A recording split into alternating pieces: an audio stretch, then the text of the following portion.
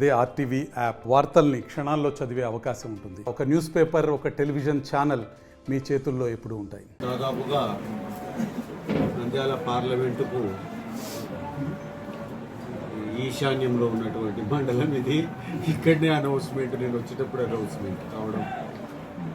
దీనికి మళ్ళీ సీనియర్ నాయకులైనటువంటి శ్రీనాథ్ రెడ్డి గారు, మరి శివారెడ్డి గారు కూడా నాకు మద్దతుగా మరి ఈరోజు ముందుకు రావడం చాలా హర్షించదగ్గ విషయం. 5 సంవత్సరాల అటువంటి వైఎస్ఆర్ కాంగ్రెస్ పార్టీ పరిపాలన అది అంత పెద్దరికంగా జరగలేదు. అది వీళ్ళంతా కూడా ఏదో ఒక పిల్ల చేష్టాలు, లేకపోతే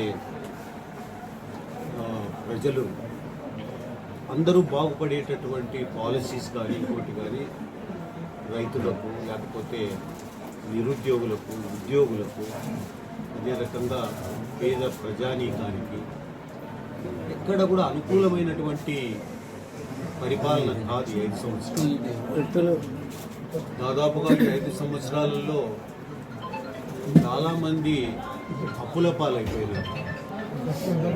ఇసుక కొనలేక, సిమెంట్ కొనలేక, అత్యధిక ఏవి చూసినా కూడా అత్యధిక ధరలు, అదే రకంగా గిట్టుబాటు ధరలు లేక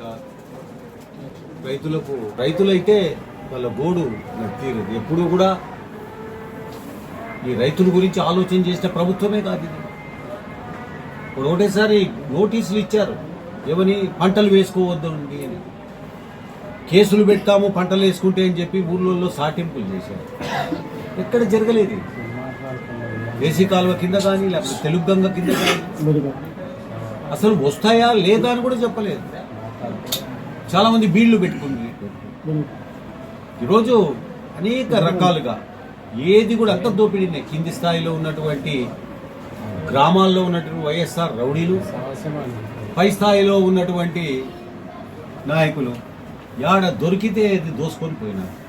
వీళ్ళు చేపలను వదిలిపెట్టలే, పనులు చేసుకొని అసలు పనులు చేయకుండా బిల్లులు కొట్టాలని చూశారు. నేను చెప్తున్నాను, అసలు యాక్చువల్గా ఇప్పుడున్నటువంటి పరిస్థితులలో వైఎస్ఆర్ కాంగ్రెస్ పార్టీ తరఫున ఎన్నికైనటువంటి సర్పంచ్ ఆ మొదటి ఓటు తెలుగుదేశానికి వేస్తారు. చూడండి,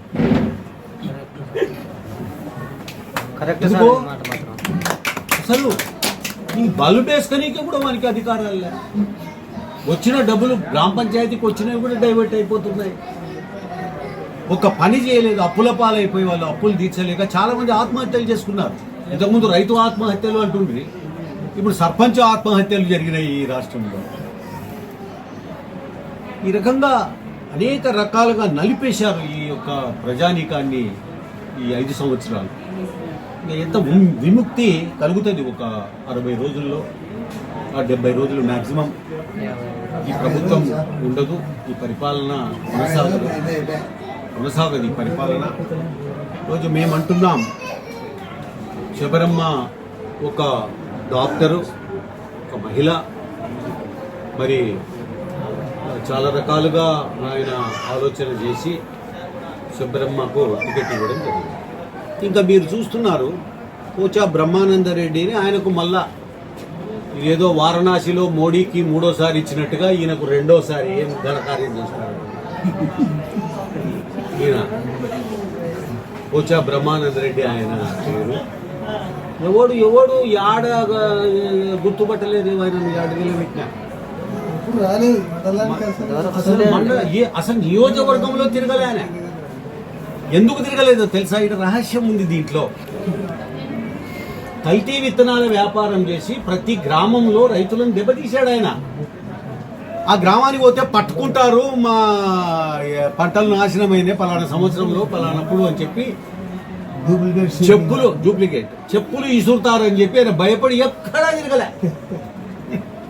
అట్లాంటి క్యాండిడేట్ను మరి నచ్చి మళ్ళా ఈయన జగన్మోహన్ రెడ్డి గారు మళ్ళీ పెట్టారు. ఆయన చిత్తుగా ఓడిపోతాడు ఆయన అసలు అడ్రస్ లేదు, ఆయనది కనబడుట లేదు, ఆయన కనబడతలేడు. ఈ అడ్వర్టైజ్మెంట్లు ఇస్తుంటారు, ఎవడన్నా పిల్లగాడు ఇల్లు ఇచ్చిపెట్టిపోతే కనబడుట లేదు, దానికి మంచి పారితోషికం ఇస్తాము, ఫోన్ నంబరు మీరు కాంటాక్ట్ చేయండి ఇస్తారు.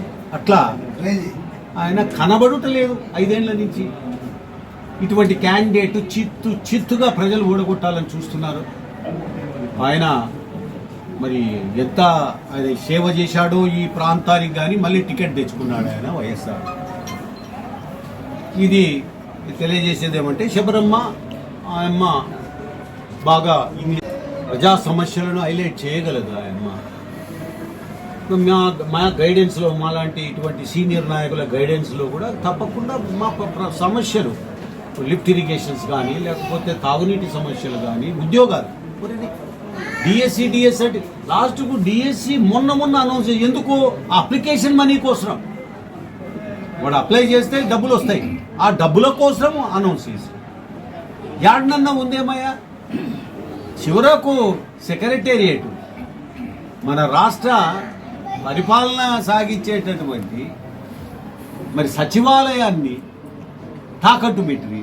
మరిన్ని వీడియోస్ కోసం ఛానల్ ని సబ్స్క్రైబ్ చేయండి, లేటెస్ట్ అప్డేట్స్ కోసం వాట్సాప్ ఛానల్ ని ఫాలో చేయండి, అండ్ లింక్ డిస్క్రిప్షన్ లో ఉంది.